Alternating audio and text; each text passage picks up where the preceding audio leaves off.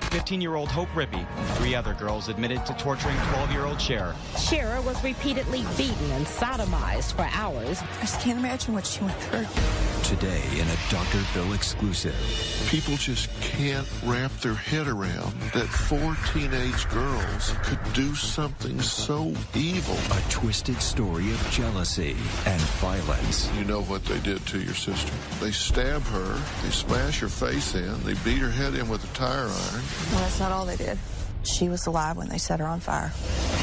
Now, one of the murderers is out of jail. You all know she is here. For the first time ever, this mother comes face to face with her daughter's killer. Why? Why did you do it to her? Tell us the truth. When she was pleading and begging for her life, what did you see in her eyes? In cold blood, a daughter's brutal murder. The last words she was heard to speak was Mommy. One of the most powerful episodes in Dr. Phil history begins right now. It was a story that made international headlines and shook a small community to its core. A murder so disturbing and horrific that books and movies were made filled with chilling details of 12-year-old Shanda Sherer's killing. Her body was discovered charred and burned beyond recognition on the side of the road. Shanda was brutally beaten and tortured for hours before being set on fire alive. But the most shocking development in this case was learning who was behind the plot to murder the innocent girl. They were not who you would imagine your typical cold-blooded killer to be. They were 4 teenage girls: Lori Tackett, Melinda Loveless, Tony Lawrence, and Hope Rippey. It was a brutal slaying. 12-year-old Shanda Shera was repeatedly beaten and sodomized for hours. They knew exactly what they were doing, and they did it over a disgustingly long period of time. Shanda Sherer's murder by 4 teenage girls made national headlines with its brutality. The Shanda Sherer murder was a horrifying crime for Madison, Indiana, and I don't think our community will ever forget. 15-year-old Hope Rippey, 3 other girls admitted to torturing 12-year-old Shera, then burning her alive. Hope Rippey and Tony Lawrence turned themselves into authorities today. Sunday, police arrested 16-year-old Melinda Loveless and Lori Tackett and charged them with murder. Melinda wanted some particular person killed, and Lori was the one that wanted to kill somebody. I'm not certain it would have happened if it had just been one of them, but the two together, Shanda's fate was doomed. 18-year-old Tackett repeatedly told prosecutors she's forgot many things about the night. A lot of times the failure to remember appears to be convenient. I think they deserve to die the way they killed that little girl.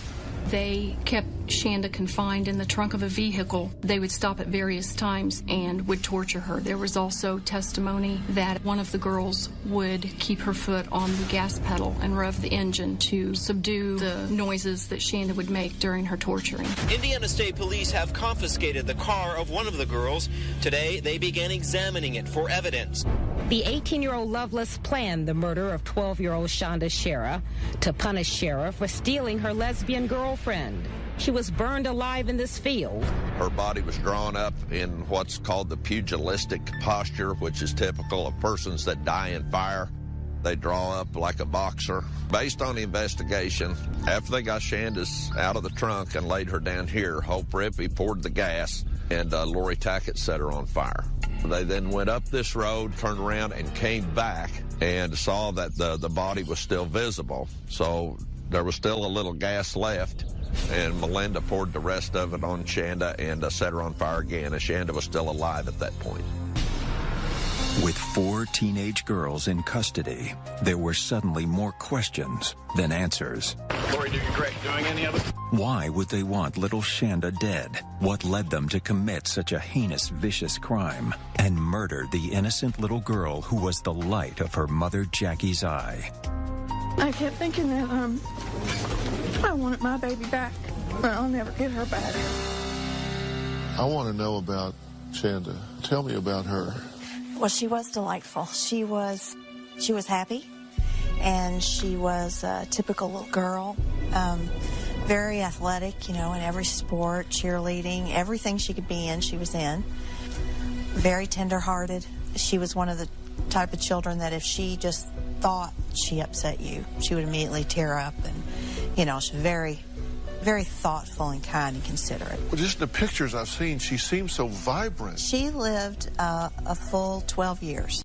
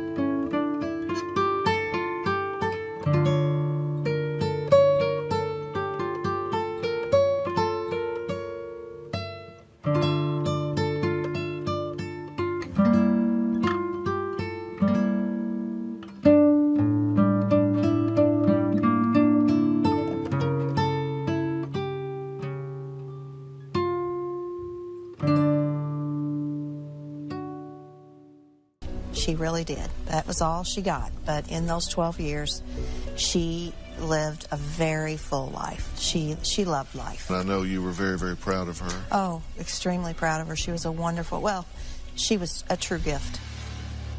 But that gift was taken away on a January night in 1992. Strangers came to Shanda's father's house. Some girls come to the door. It was Hope and Tony. Hope and Tony. She was there for the weekend. And Shanda answered the door. And apparently Steve and Sharon, his wife, were sitting there in the living room. And he heard one of the girls say, "Shanda home?" And, of course, Shanda answered the door. So he knew immediately these girls didn't know Shanda. He couldn't hear what was being said altogether, but he heard a little bit.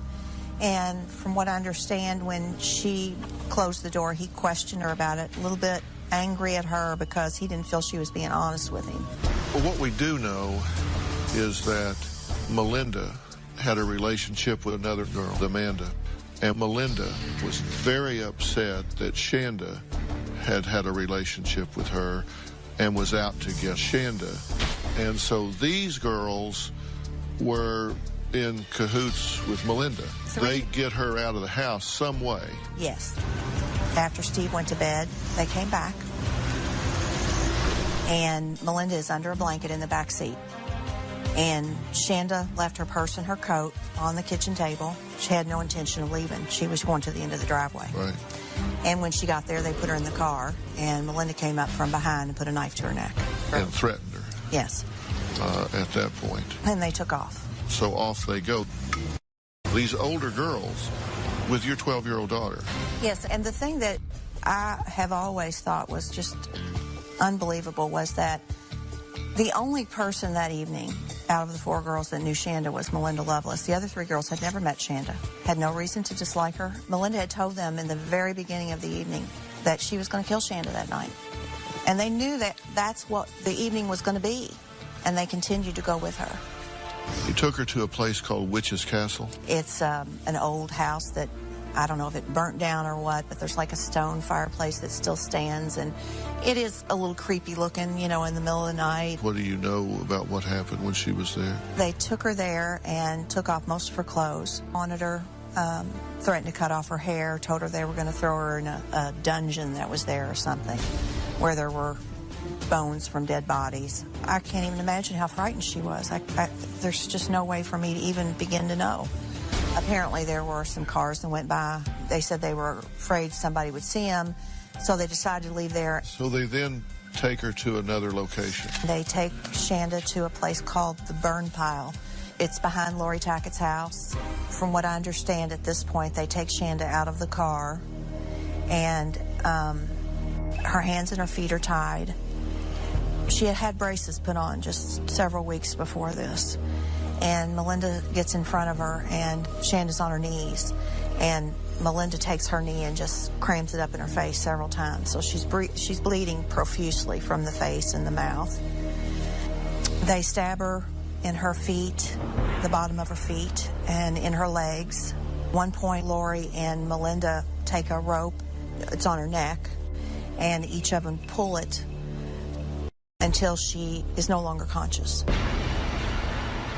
They think she's dead.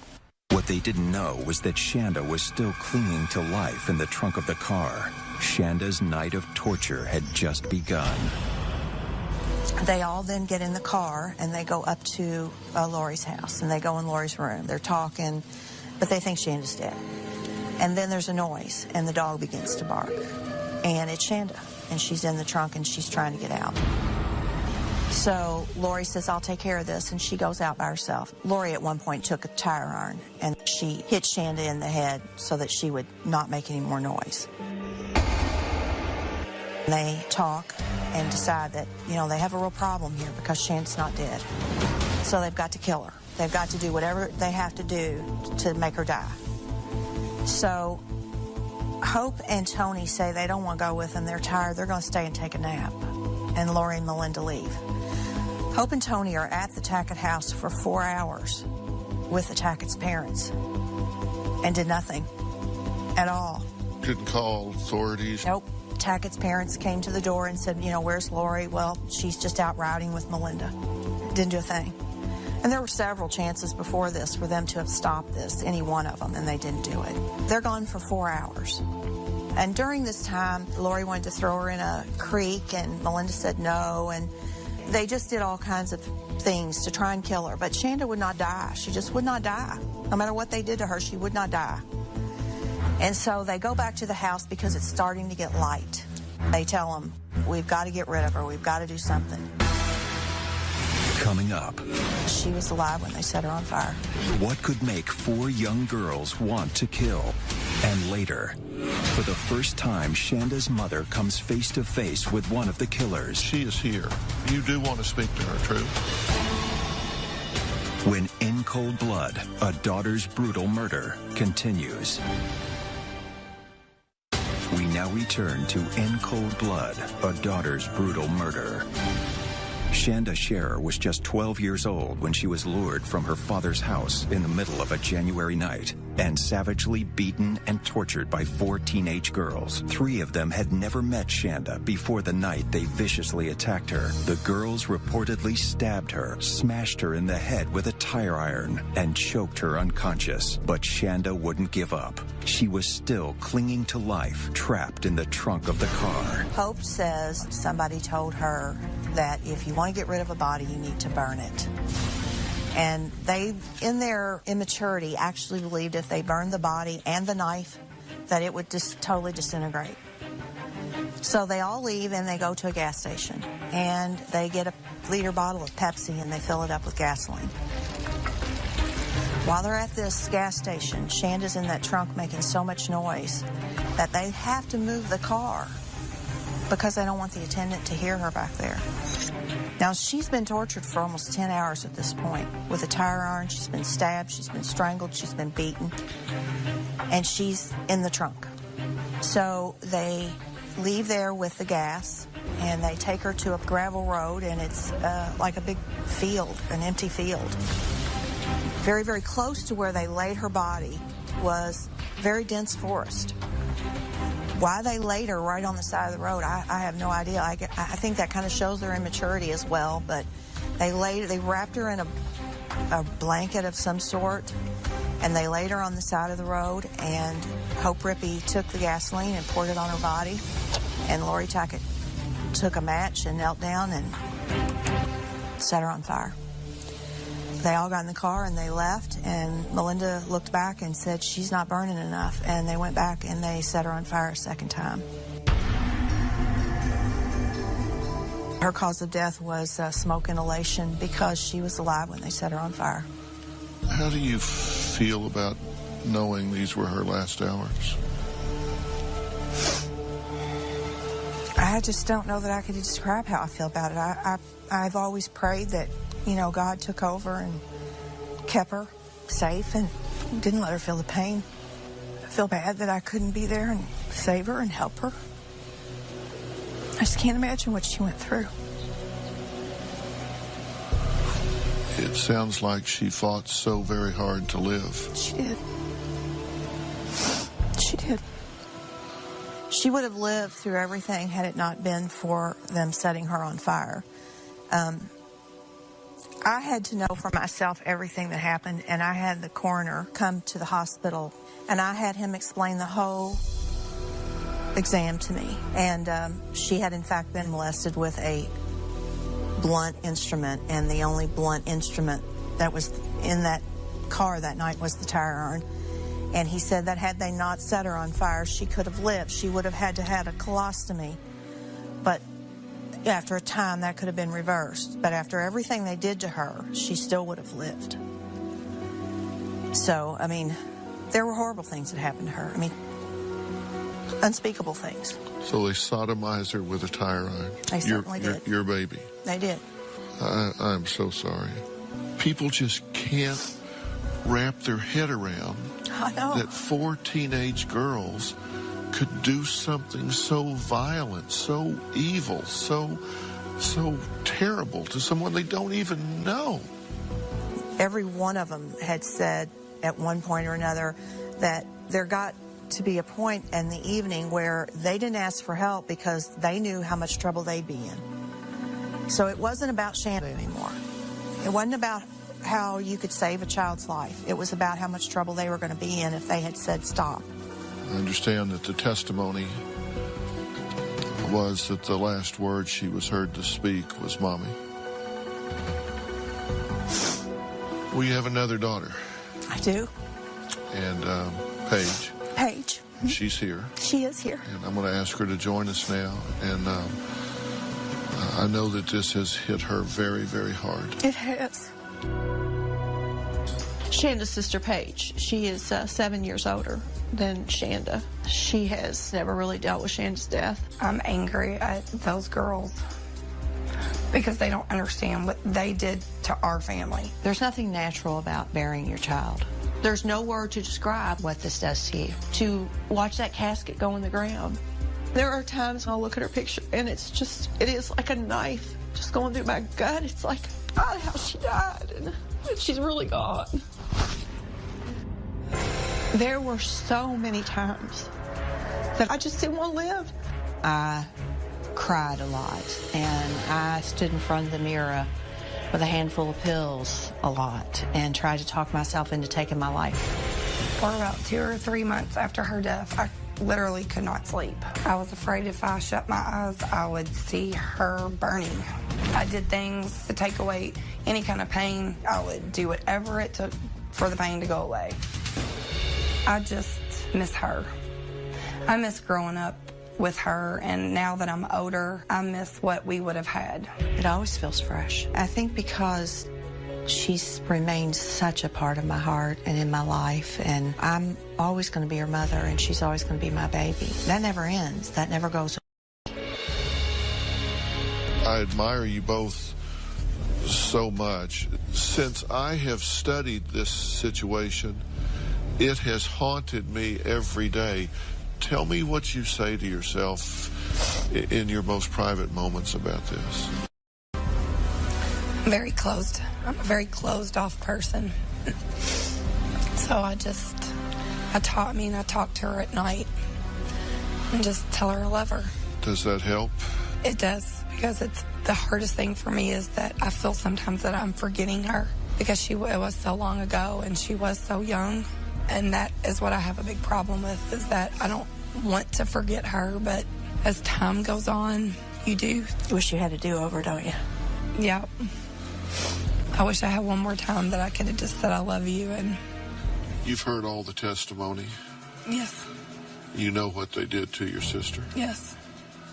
How do you deal with that? How do you feel about it? I never want to put myself to ever understand how anybody could be that evil. But it's very hard for me to understand how that could be an exciting night for you. How you could get in a car and know that you're going to kill somebody and that be exciting. That I'm going to pick other people up and this is what we're going to do with our evening tonight. I just never in a million years understood how we're going to kill an innocent girl. Yeah. Another thing, too, that I had forgotten, that right before they left, all four of them, after Hope and Tony had been at the house, when they opened the trunk, Hope Rippey took Windex that was in the trunk and sprayed it all over Shanda's body where she had been stabbed, all of her wounds. And she had been stabbed in the chest, the legs, the feet. And beaten. And beaten. And sodomized. Yes. And 2 of them are out of jail. 2 of them are out of jail today. One served 8 years, one served 15 years. Mm-hmm. How do you feel about that? Coming up, the disturbing details of what the 4 teens did after they murdered Shanda. It's horrendous. It's absolutely horrendous. It's just beyond belief. And later, we talk exclusively with one of the killers who is still behind bars. It spiraled out of control. When In Cold Blood, a daughter's brutal murder continues. We now return to In Cold Blood, a daughter's brutal murder.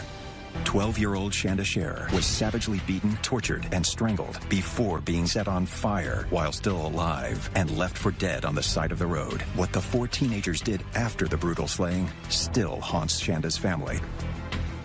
Now, did I understand the record right that after they set Shanda on fire, not once but twice, they went to McDonald's? They went to McDonald's for breakfast and joked that she looked like the sausages. That's right.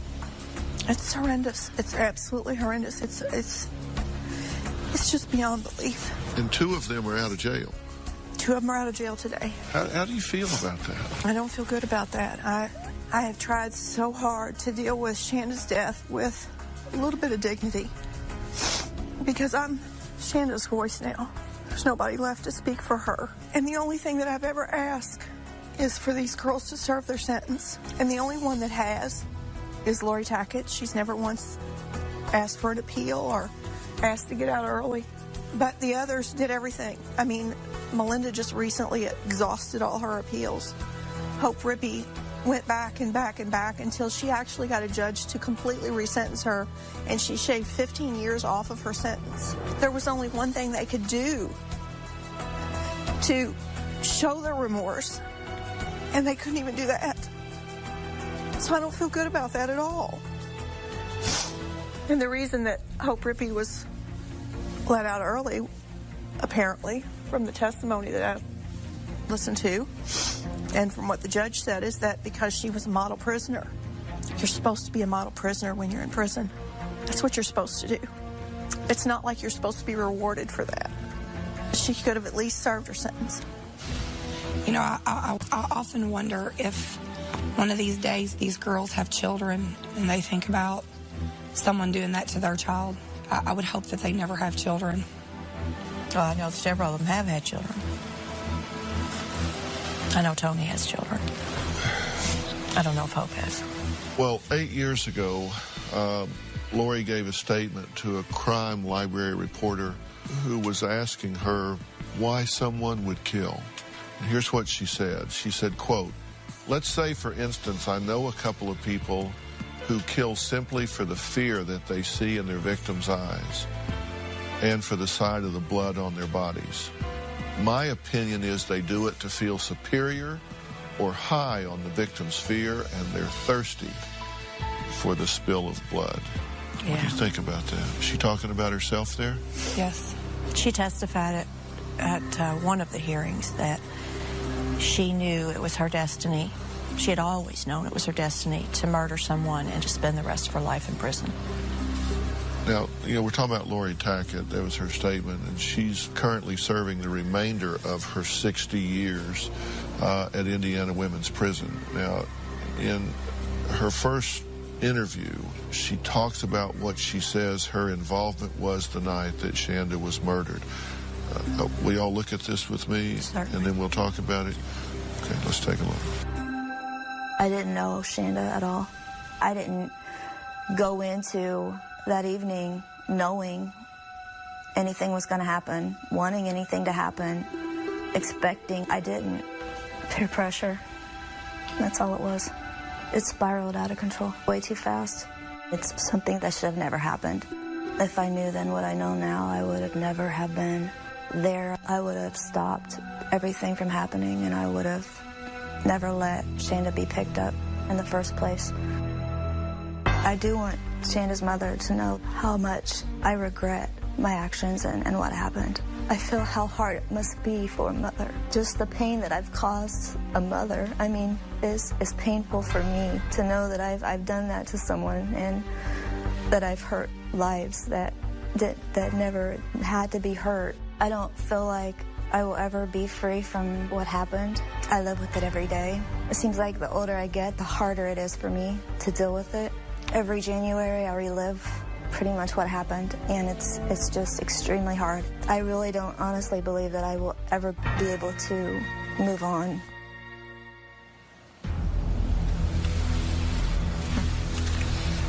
What's your reaction to that?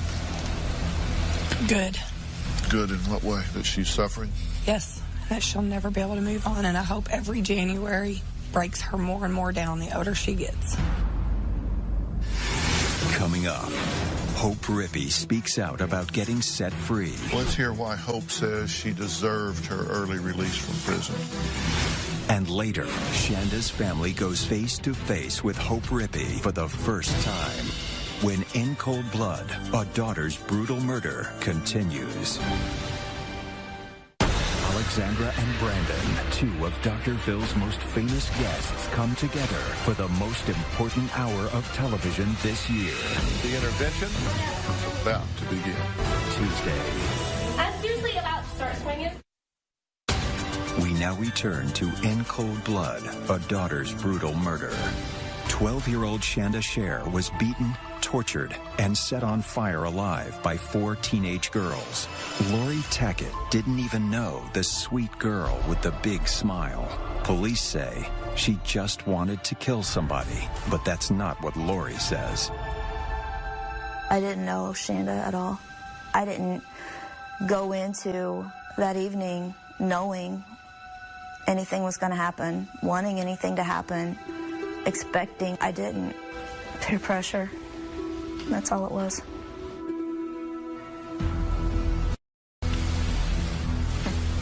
I've got to tell you something I don't buy. This, gee, I was just a follower. You know, gee, this was just peer pressure.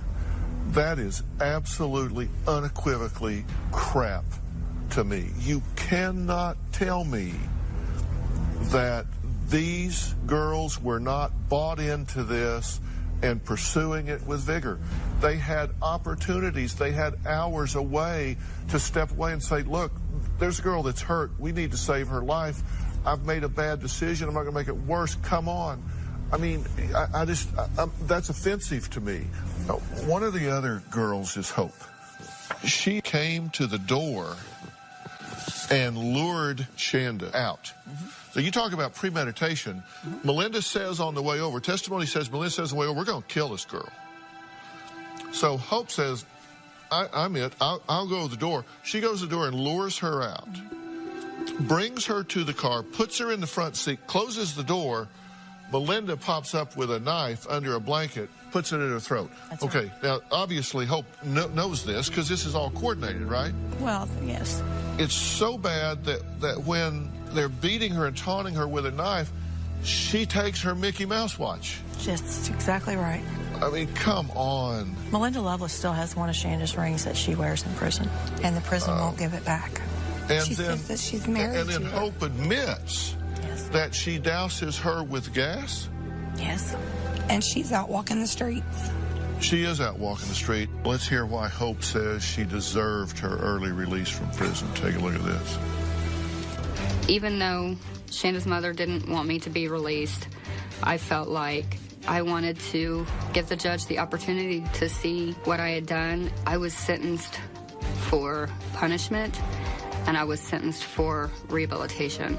And I do feel like the rehabilitation took place. It doesn't matter if I'm in prison or out of prison. Absolutely nothing could ever fulfill the punishment part for what I did.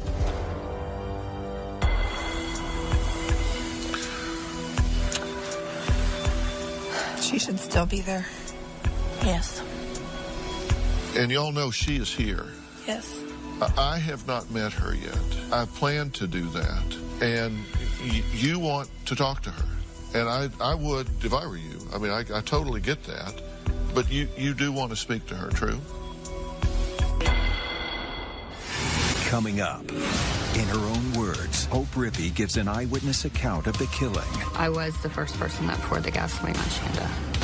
When in cold blood, a daughter's brutal murder continues. We now return to In Cold Blood, a daughter's brutal murder. Fueled by jealousy and rage after her ex-girlfriend Amanda Heverin turned her attention to Shanda Scherer, police say Melinda Lovelace hatched a plot to murder the 12-year-old. She recruited 3 other girls who had never met Shanda to help carry out her plan. Hope Rippey was one of those girls and is now out of jail after serving 15 years in prison for Shanda's murder. Hope admits that she douses her with gas? That's exactly right. We spoke to her on tape. Would you like to see the tape? That'd be fine. On January 10th and 11th, I was one of 4 girls that was involved in the death of Shanda Scherer. I didn't know Melinda. I'd only met her once before. That night she was agitated and she didn't want Shanda around Amanda, and that's what the whole thing was about. She was going to beat her up. It was going to be Melinda teaching Shanda a lesson to leave Amanda alone.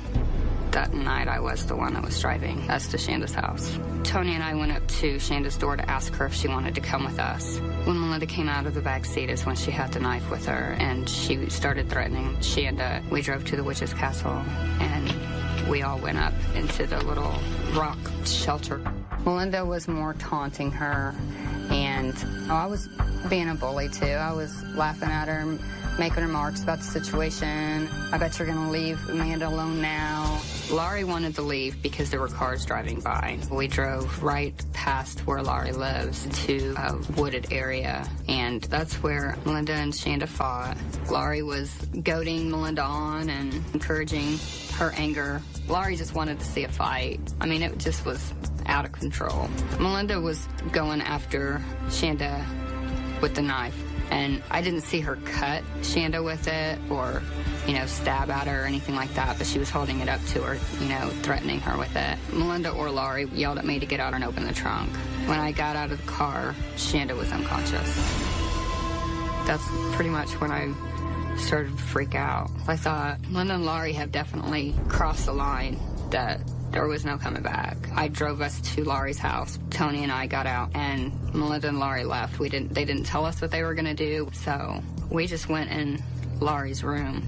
And then her dad came in at one point and asked where his daughter was, and we said that she was with Melinda. I never told him that Shanda was with them. I didn't say anything about her being with us at all. I was scared to say anything because I didn't know what was happening. I just didn't know what to do.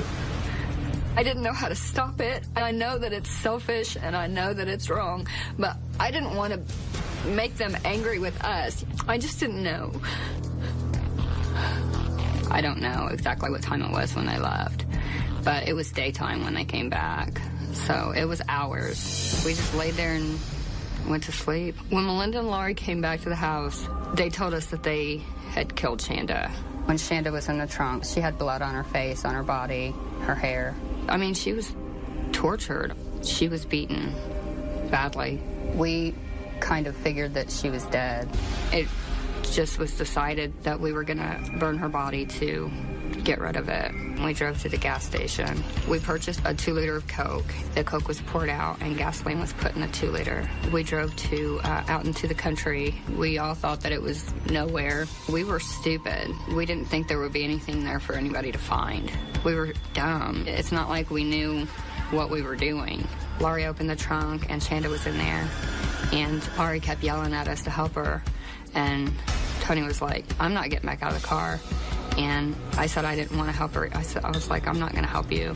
And Laurie yelled at me to get the 2-liter out. So I grabbed the 2-liter and I went to hand it to her. And she was like, no, just pour it on her. And I was like, no, I'm not going to do that. She said, just do it. Just pour it on her. So I did. I was the first person that poured the gasoline on Shanda. And I don't know who lit the fire. It was either Laurie or Melinda. And then they came and got in a car, and we drove away. And then we did drive back because Melinda was worried that the fire would go out. So Melinda got out and poured the rest of the gasoline on her and threw the bottle, and then got back in the car and we left. You know, something to start out all like fun and games, and it's just going to be, you know, a rowdy night and turn into something so incredibly beyond anything that you think you could ever be around. I just didn't know that it was going to end up the way that it ended up. And saying that, I can't even say that I still would have done anything differently, because I don't know what I could have done. Coming up, confronting a killer. For the first time, Jackie and Paige come face to face with Hope Rippey. Why did you do it to her? When in cold blood, a daughter's brutal murder continues. We now return to In Cold Blood, a daughter's brutal murder. What I did was I was there. I didn't stop it. I didn't do anything to stop what was happening. And I am the one that went up to her house. I am the one that asked her to come out. And when we went back to the house, I went up there with Laurie. And I am the one that drove the car. And I am the one that initially poured the gasoline on her. And I know that my actions ultimately resulted in Shanda dying. I do believe that I could have saved Shanda's life if I had said at any point that what was happening was wrong. What do you think about what she had to say? I believe in that man above, and he has a plan, and he will take care of all 4 of them girls. And he has taken care of me and my mom to get us through every single day. But they should have at least serve their time. We have to serve our time. We don't get to see Shanda. Like she said, whether I'm in prison or I'm out of prison, I'm still being punished. Well, we don't get to see Shanda anymore. She's 6 feet underground. That's where we had to put her. Well, save that, because I want you to say that to her. I do. You want to be here for this? Do you want me to be here with you? I don't want you to do anything you don't want to do.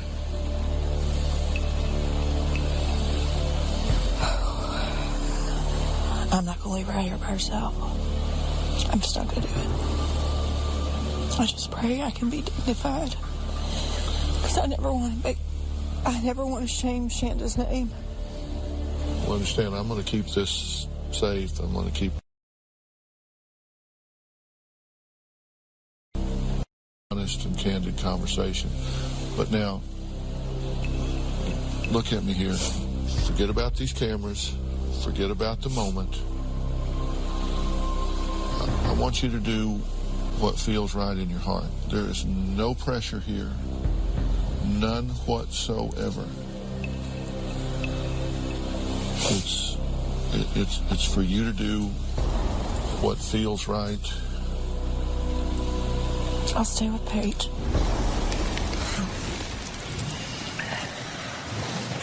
What would Shanda say if she could and she was here? What would she ask these girls? What would she say to them? Why? Just why? Maybe the two of you can be her voice. But I don't want you to do this if you don't want to do it. But if you want to speak for Shanda, then I want you to do that. And if you don't want to say anything, don't. Okay? Mm-hmm. I got you 100%. If any time you want it stopped, you just tell me. It's stopped. It's done. Okay. This is about you. It's not about her. Are you sure you're okay? Yeah. She can come out now.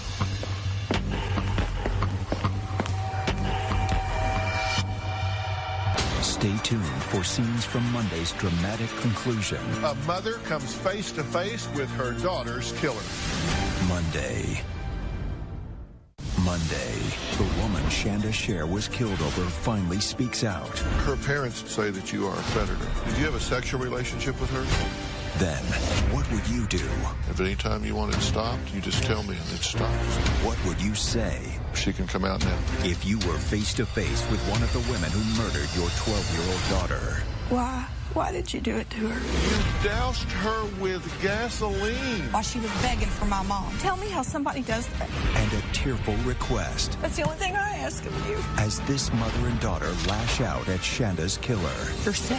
Dogs don't tear their prey apart the way you all tore her apart. You were there when she was stabbed. You were there when she was lit on fire. Who does this? After 19 years, this family finally gets their answers. Tell us the truth. When she was pleading and begging for her life, what did you see in her eyes? That's Monday. I want to thank all of my guests today, and if you want women, thank you. Is there anything either of you want to ask me or say? I do want to tell the parents out there, I like to give parents permission to not give their children privacy. A lot of people don't agree. You know, I tell the parents and I tell the children, you know, when the kids grow up and have their own homes, they can have all the privacy they need. But we as parents need to protect our children. And if you have a feeling something is wrong in your child's life, you have every right to go into that purse, go into those binders, go into those drawers, wherever you think they may be writing or hiding something that you need to know about. You have a right to look at that. I agree completely. We do give our children too much power over us. We've kind of backed away as parents, I think. It's not just our children as victims, it's also our children as bullies. I mean, these bullies have parents. How do the parents not know their kids are out there bullying somebody? Because they're not home. Find out what your kid's doing, what they're up to. Exactly. And, you know, you have to deal with this now with your children. So, you know, they're in that zone. They're in that window that all this is relevant.